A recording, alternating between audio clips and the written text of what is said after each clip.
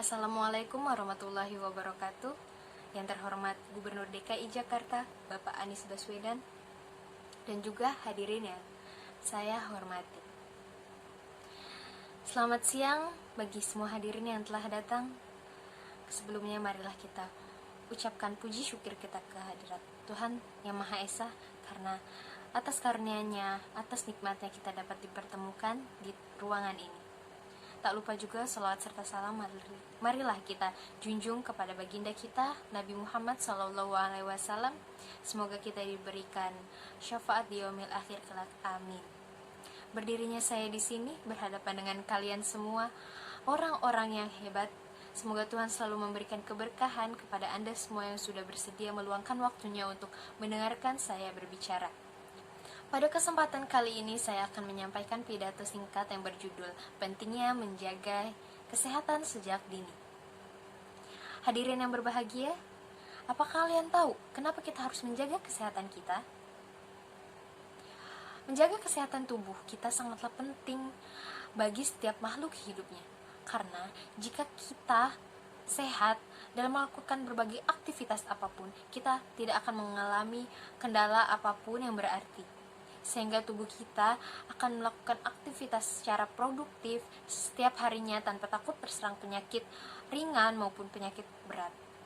Belakangan ini, banyak di antara kita yang mulai tidak peduli dengan kesehatan tubuh kita masing-masing. Hal ini dapat dilihat dari gaya hidupnya, pola makan, serta kurangnya berolahraga setiap manusia sekarang.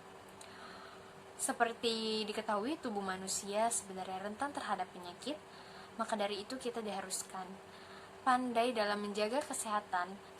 Sebenarnya banyak cara yang dapat kita lakukan untuk menjaga kesehatan kita. Kesehatan memang menjadi sesuatu yang sangat mahal untuk bisa kita rasakan. Karena ketika kesehatan kita mulai bermasalah, maka biaya pengobatan yang harus kita keluarkan pun cukup besar tentunya. Pasti kalian sudah sering mendengar istilah, lebih baik mencegah daripada mengobati.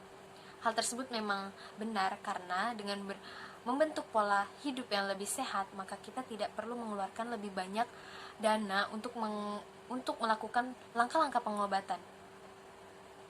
Ada sebuah pepatah juga yang mengatakan bahwa di dalam tubuh yang sehat terdapat jiwa yang kuat.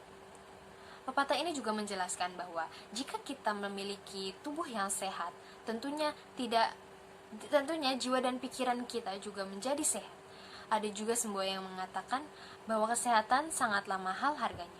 Apakah kalian tahu pepatah yang mengatakan sehat itu mahal harganya?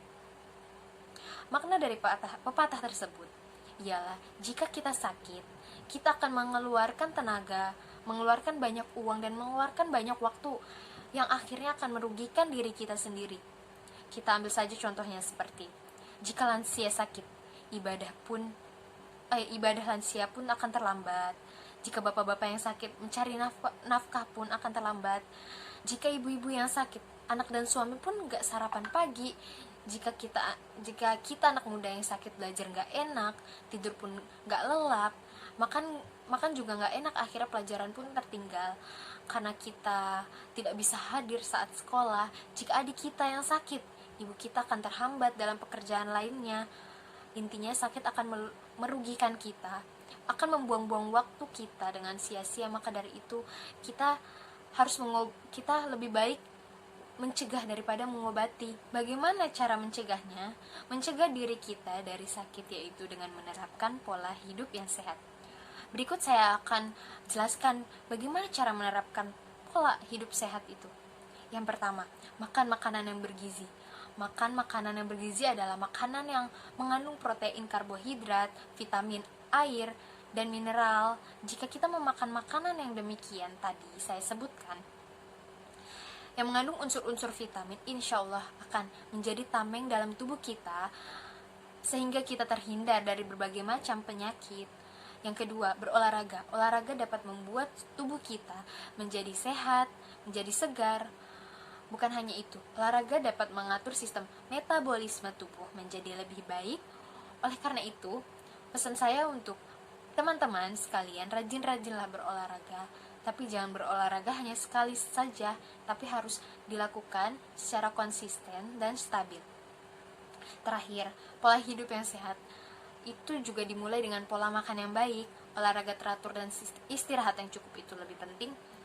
Maka perlu didukung sikap yang selalu optimis dan konsisten, sebab tidak ada sesuatu apapun yang dapat menghalangi langkah seseorang yang optimis. Bahkan kegagalan dan halangan malah akan dianggapnya sebagai pelajaran. Optimisme ini juga berdampak baik bagi kesehatan tubuh kita.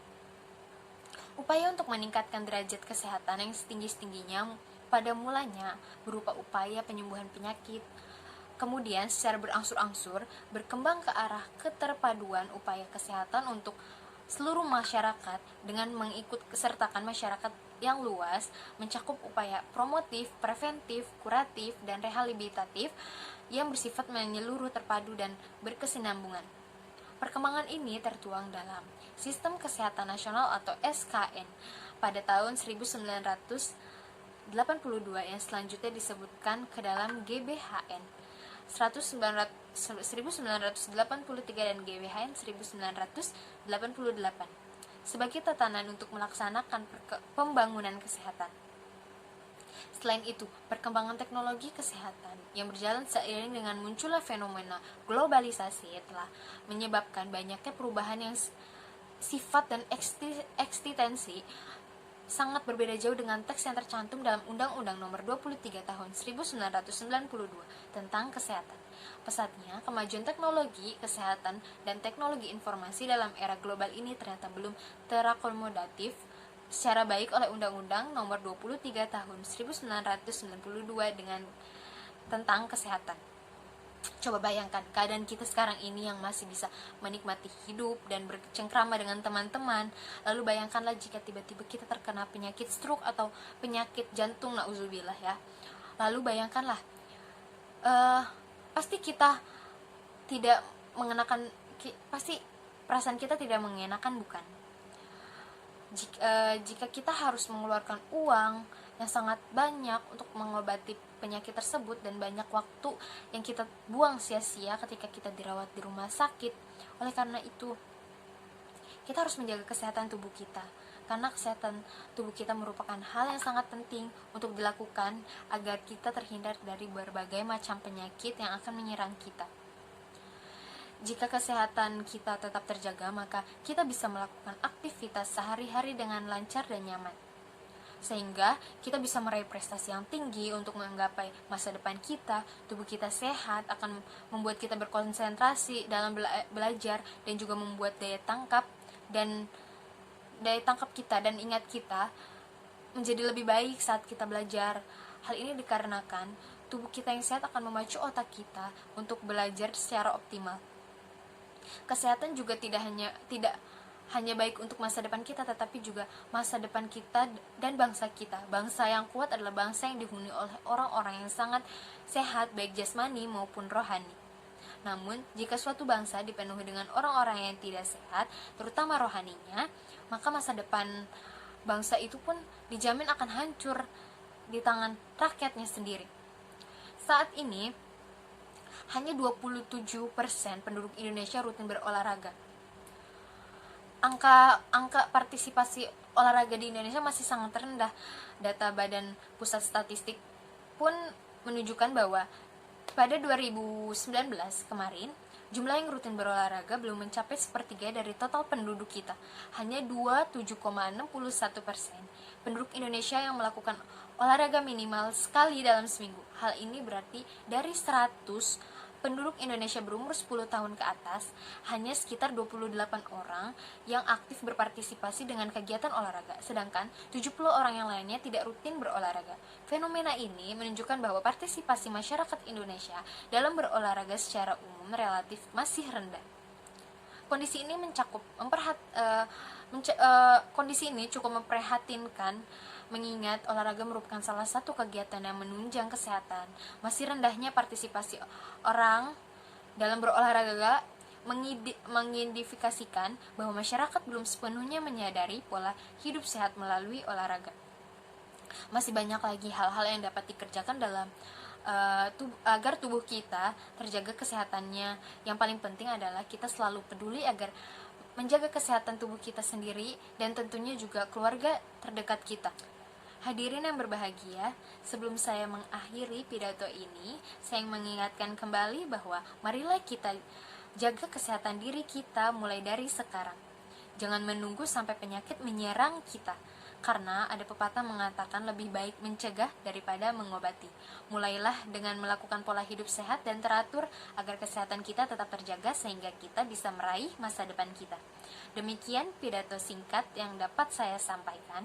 Semoga pidato ini bermanfaat, berguna, dan mudah diterapkan dari sekarang untuk kita semua. Mohon maaf bila ada kesalahan dalam tutur kata saya. Atas perhatiannya saya ucapkan terima kasih. Wassalamualaikum warahmatullahi wabarakatuh.